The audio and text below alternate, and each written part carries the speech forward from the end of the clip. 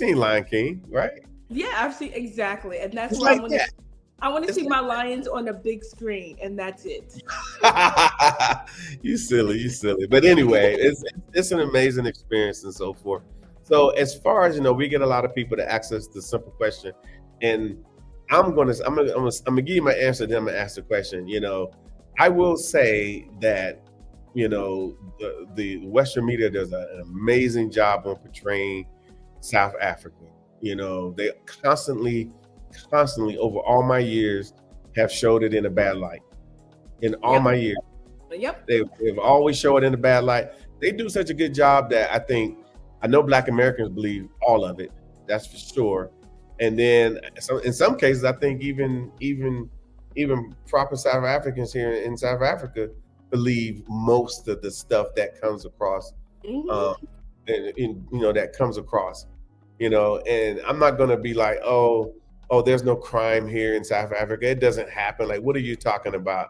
And the true answer is, if you come on a 10-day tour, you come for 10 days. I don't know what the math, how the math plays out, but the chances of something happening to you, especially if you're on one of our tours, we're talking about decimal points, way to the right or to the left or Yeah. whatever. Yeah.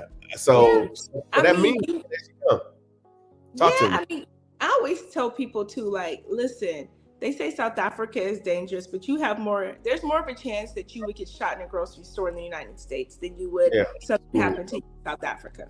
I mean, and it's sad. I hate that that's a fact, but South Africa, its major cities are no more dangerous than any major city around the world. Paris, I felt unsafe when I was in Paris by Mhm. myself. But in Cape Town, I will walk the streets at night. And I know I shouldn't do it because no matter where you are, you should be a little bit more concerned about safety. But I Yeah. have done it a lot of times when I lived in the city center. I would just walk home from a club at night at 2 in the morning. And I'm still here.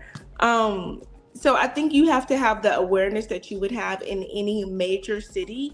And you can't to just be unaware. But I think the worst thing that could happen to you in Cape Town, the very worst thing, is somebody could steal your cell phone.